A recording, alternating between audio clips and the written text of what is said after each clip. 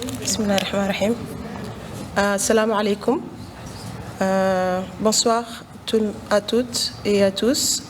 Tout d'abord, je tiens à souligner que les terres sur lesquelles nous sommes rassemblés font partie du territoire traditionnel non cédé du peuple Anishinaabe Algonquin.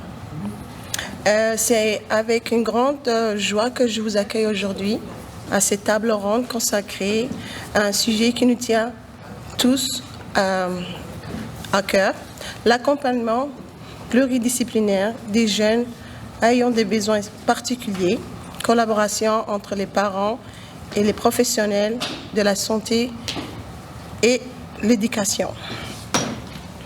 Avant tout, je tiens à remercier chaleureusement chacun d'entre vous pour votre présence. Votre engagement démontre à quel point il est essentiel d'unir nos forces pour offrir à nos enfants les meilleures conditions possibles pour s'épanouir.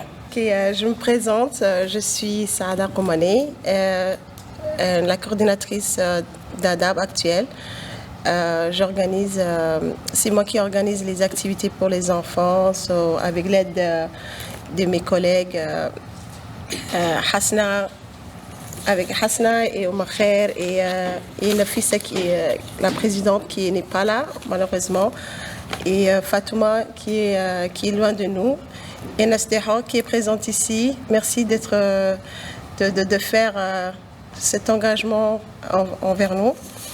Je vais présenter l'agenda de cette table ronde, l'arrivée des participants, des présentateurs. Partie A, nous présentons on va voir les présentations des experts ici présents. Nous allons procéder avec la remise des matériels sensoriels informatiques. Puis ensuite, nous aurons une pause santé. Et puis la deuxième partie qui est intéressante, qui est cercle de discussion avec les professionnels qui vont circuler sur les tables ou bien vous allez poser directement les questions qui vous concernent aux experts afin qu'ils répondent à vos questions. Donc, et puis après, ce sera la clôture. Puis, je souhaite appeler au podium la vice-présidente Omar Khair Assoé.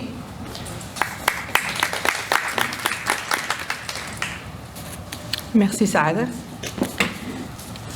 Chers parents, chers experts, chers invités, je me présente, je suis Omar Khair Ismail Assoé, cofondatrice et vice-présidente du conseil du CA de l'association djiboutienne pour autisme et autres besoins, ADAB.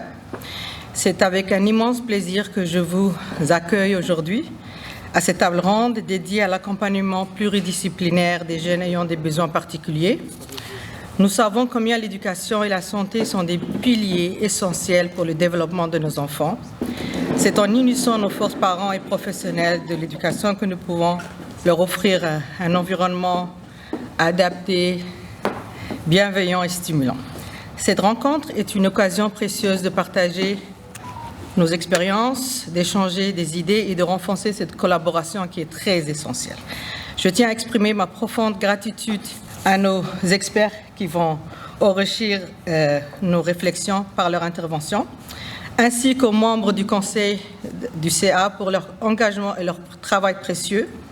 Un merci particulier à notre coordinatrice de programme, Saada Koumane, dont l'investissement a permis la tenue de cet événement, et à notre caméraman, Shirwa Elmi, qui nous aide à immortaliser ces échanges.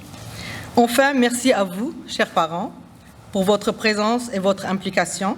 Votre engagement est la clé du succès de nos actions et du bien-être de nos enfants. Je vous souhaite une table enrichissante et pleine d'inspiration. Merci à tous.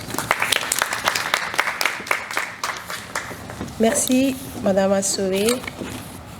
Donc, le thème de ce soir est l'accompagnement pluridisciplinaire des jeunes aux besoins particuliers, collaboration entre parents et professionnels. Chacun de ces intervenants vont expliquer brièvement ce que cela implique en mettant l'accent sur l'importance, l'approche globale et coordonnée entre les professionnels et l'éducation, de la santé, de la nutrition et de la psychologie et les parents. Je tiens à appeler pour cette ouverture, j'ai le plaisir d'inviter Ismahan Bour, qui occupe actuellement le poste de conseillère en projet et services de bureau de l'Ampus de ESDC. Avant cela, elle a occupé le poste de conseillère praticienne au Centre de la résolution informelle et du coaching de ESDC, un rôle qui l'a particulièrement inspirée, en grande partie grâce à l'environnement diplomatique dans lequel elle a grandi, où les stratégies de communication et les résolutions des conflits occupaient une place centrale dans les échanges familiaux et communautaires. Grâce à ces diverses formations académiques, notamment un baccalauréat en arts, en études de conflits et de diplôme d'études collégiales en éducation spécialisée, ainsi que ses expériences professionnelles, Madame Ismahan dispose d'une grande polyvalence et de compétences dans plusieurs domaines. Portant également le chapeau d'éducatrice spécialisée, elle est engagée dans l'accompagnement des personnes en situation de handicap, de particulier social depuis plus de 15 ans au milieu scolaire. Elle met son expertise et sa bienveillance au service des enfants et des adolescents en particulier, d'apprentissage, confrontés à des défis spécifiques dans leur développement. En plus de ses responsabilités quotidiennes, Madame Ismahan s'investit activement dans diverses initiatives communautaires et nationales visant à favoriser l'inclusion des personnes en situation de handicap ou ayant des besoins spécifiques dans la société. Cofondatrice de l'association djiboutienne pour l'autisme et autres besoins, ADAP, membre de l'association de l'hôpital Montfort, elle a récemment rejoint le comité consultatif de l'éducation spécialisée du CPO pour un mandat de 2 ans. Son engagement découle des expériences personnelles qu'elle a vécues en tant que mère d'un enfant atteint de handicap lourd, décédé en 2011, en partageant son vécu et son expertise dans le domaine de l'accessibilité. Elle œuvre pour améliorer l'inclusion des enfants ayant des besoins spéciaux issus de la communauté noire et dans la société canadienne. Madame Ismahan Bour. Oui, bonsoir tout le monde. Donc, mon nom est Ismahan. Je suis venue au Canada en 2008 avec, comme Saada l'a si bien mentionné, avec 2 filles et une d'elles était atteinte d'une maladie grave, un handicap très très lourd. Donc, c'est grâce à elle au fait que j'ai découvert le métier d'éducation spécialisée.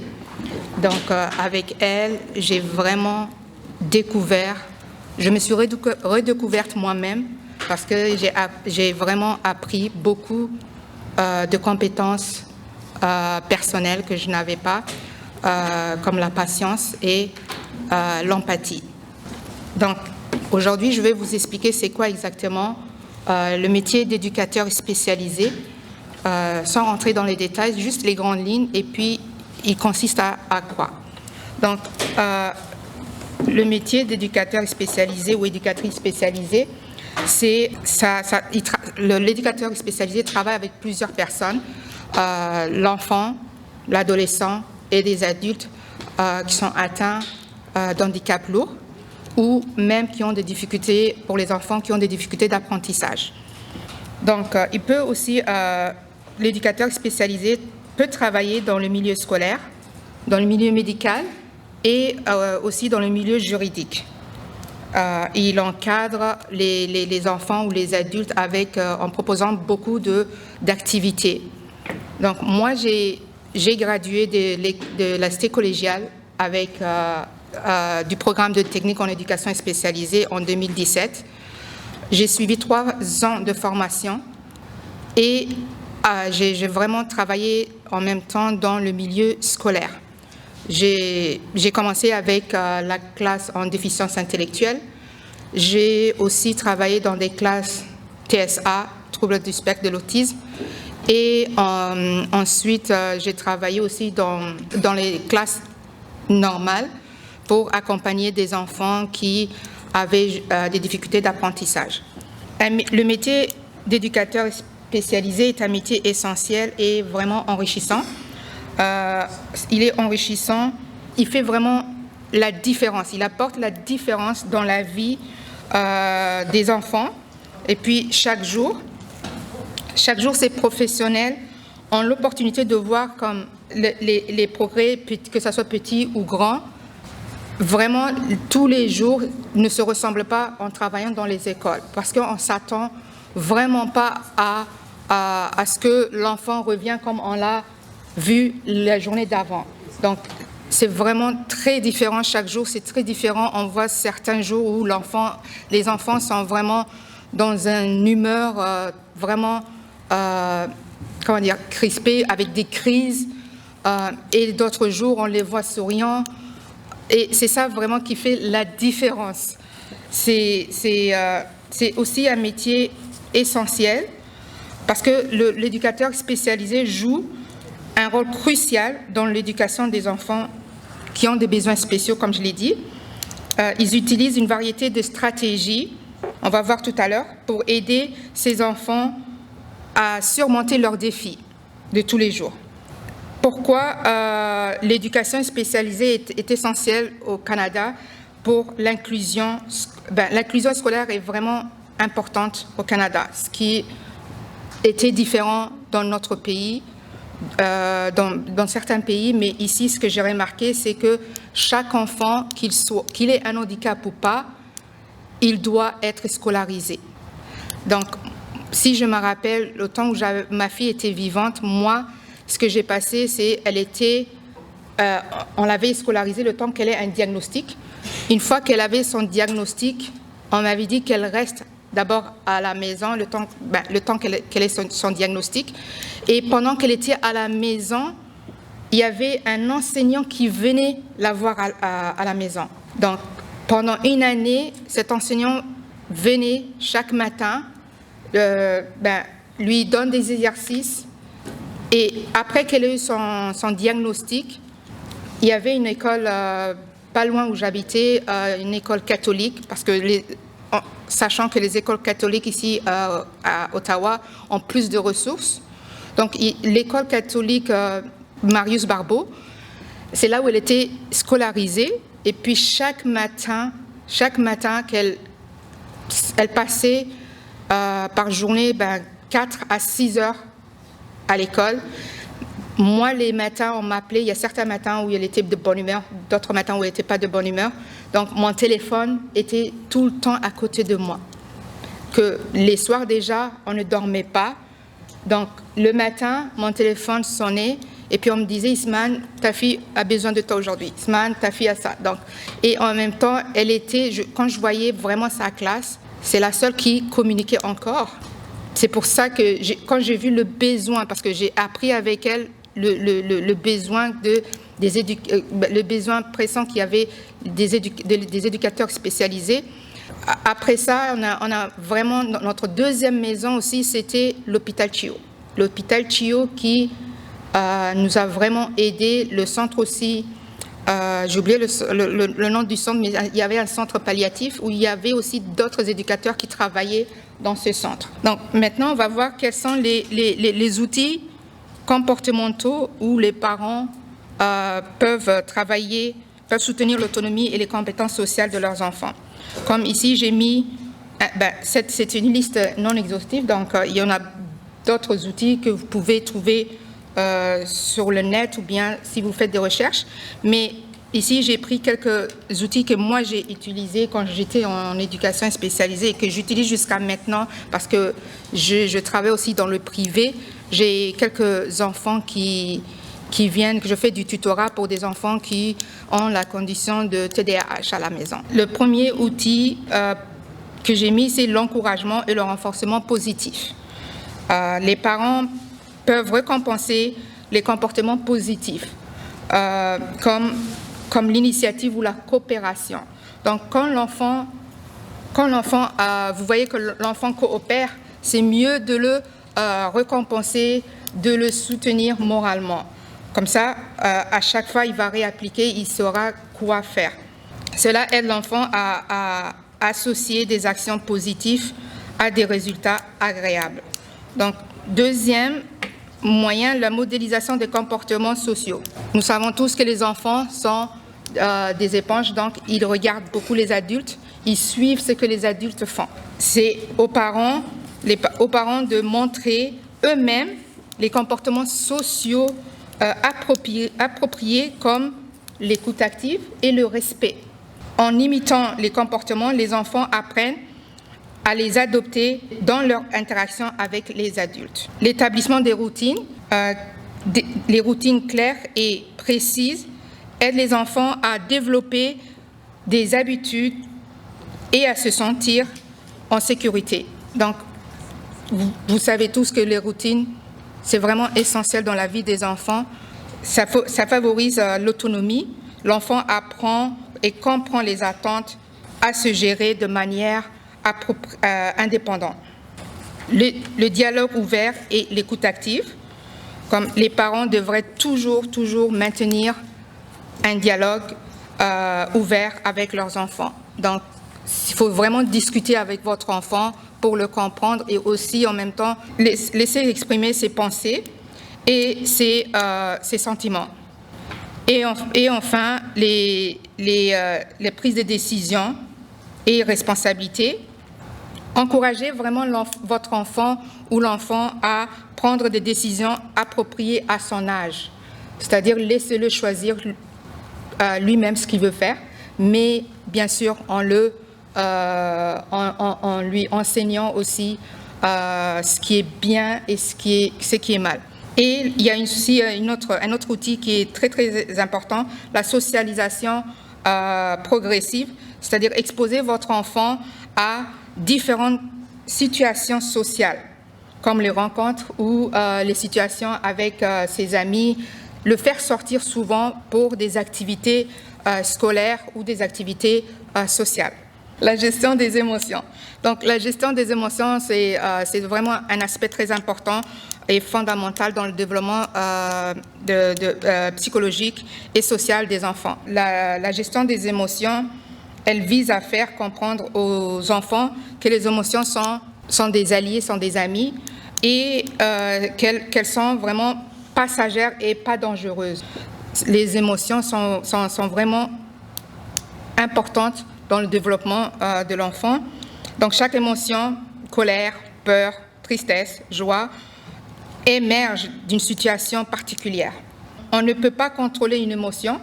Moi, j'explique souvent à mes filles, j'ai 3 filles, une grande et puis 2 petites. Donc, j'essaie de travailler avec elles comment gérer leurs émotions quand elles ont aussi des problèmes ou quand elles rencontrent des défis, que ce soit à la maison ou à l'école. Bien sûr, comme vous avez entendu, je suis conseillère en gestion des conflits et les conflits, ça commence chez moi. Donc, parce que j'ai les 3 âges, donc il y a toujours un chichi une situation entre mes 3 filles.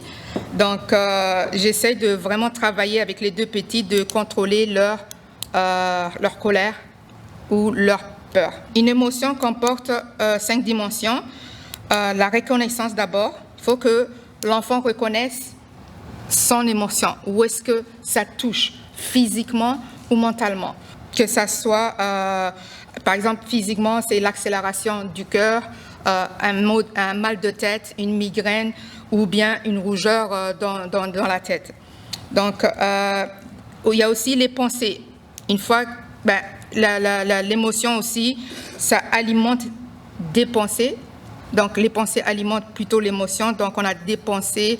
Par exemple, si l'enfant est vraiment fâché contre son ami, il va penser à se venger. Et ce qui n'est pas vraiment une attitude positive. Donc, il y a aussi la nature ou la tendance de l'émotion, qu'elle soit agréable ou désagréable.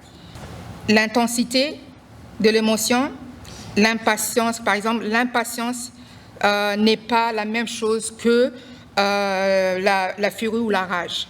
Et puis l'expression. L'enfant doit exprimer son émotion. Il doit le dire, il doit le faire sortir, qu'il ou elle veut pleurer, elle doit le faire, ils doivent le faire sortir. Donc, permettre la gestion émotionnelle dans l'enfance favorise le bien-être des enfants.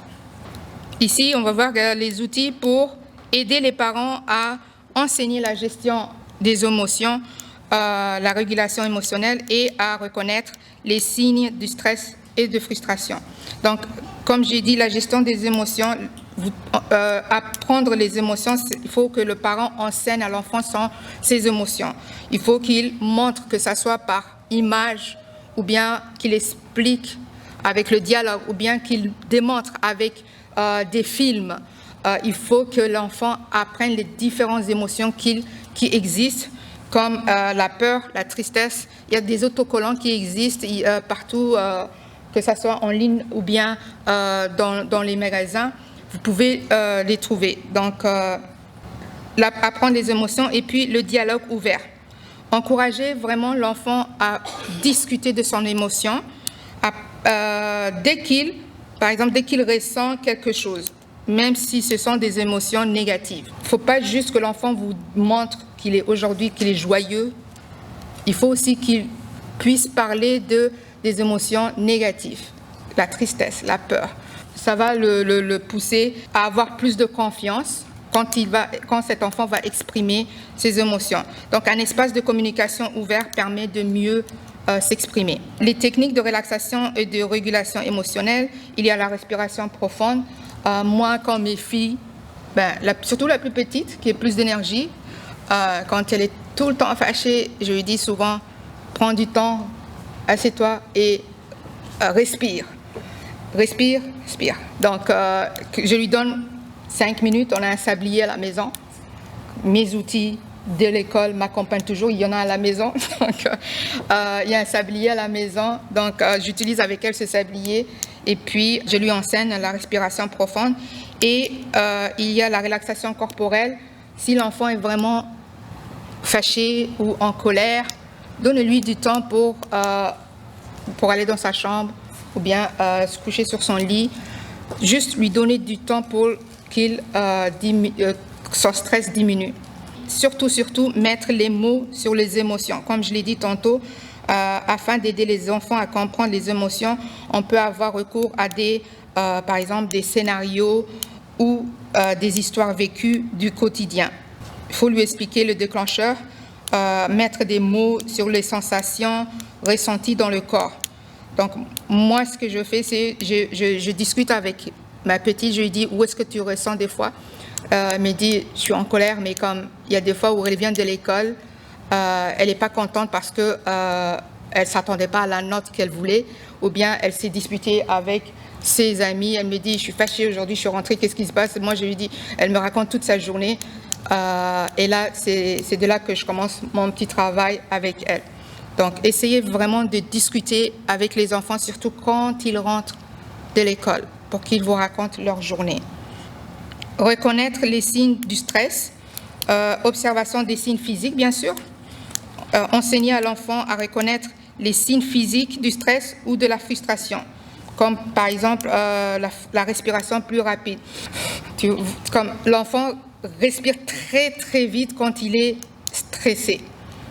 Ça dépend des enfants, mais il y en a certains qui sont vraiment visibles. Même nous, les adultes, moi personnellement, des fois je suis fâchée, je respire, mais comme mon battement de cœur, vous ne pouvez pas savoir, ça monte jusqu'à là-haut. Puis en même temps, création d'un tableau de signes. Donc pour les jeunes enfants, un tableau avec les symboles ou bien les images montrant différentes émotions et leurs expressions physiques peut être utile pour aider à identifier comment ils se sentent. Et enfin, créer un environnement d'apprentissage à la maison, créer en répondant aux besoins sensoriels spécifiques. Chaque enfant a des besoins différents. Donc, un enfant qui a la condition d'autisme n'est pas pareil d'un enfant qui est TDAH. Vous pouvez aménager votre maison avec des tapis ou zones de jeu sensorielles, comme vous voyez sur l'image, surtout pour les enfants ayant des besoins sensoriels particuliers. Espace aussi sensoriel avec des lumières et des couleurs apaisantes. Il y en a qui ne supportent pas les bruits. Pour ces enfants, vous pouvez leur donner des casques. Il y en a qui cherchent aussi pour apaiser leur colère. Vous pouvez mettre une musique douce ou bien...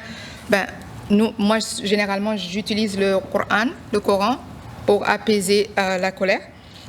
Et aussi, il y a aussi le mobilier ergonomique, tout dépend de l'enfant, le besoin de l'enfant, comme il y a beaucoup d'enfants qui ont, certains enfants ont en fauteuil roulant, donc vraiment aménager la maison. Moi, je me rappelle, ma fille était en fauteuil roulant, donc la maison était aménagée pour elle. Comme vous voyez l'image, là, on avait une pouffe dans le salon. C'est vraiment son école qui est venue l'aménager, la maison aussi. On avait une pouffe dans le salon. Elle a été en fauteuil roulant. Il y avait une rampe aussi entre le salon et la salle à manger. Donc, la maison était vraiment aménagée à ce temps-là. Accompagner les besoins cognitifs et émotionnels, comme j'ai dit tantôt. Et pour favoriser l'autonomie avec des aménagements pratiques, organisation claire et accessible et une zone dédiée à certaines activités. Donc, moi, vraiment, je ne sais pas chez vous, mais moi, mon basement est vraiment pour des activités pour mes deux petites, là. Donc, ça, c'est leur zone d'activité. Il y a tout, lecture et tout ça. Donc, ça dépend des besoins et puis ça dépend de vos maisons, bien sûr. Voilà. Donc, question.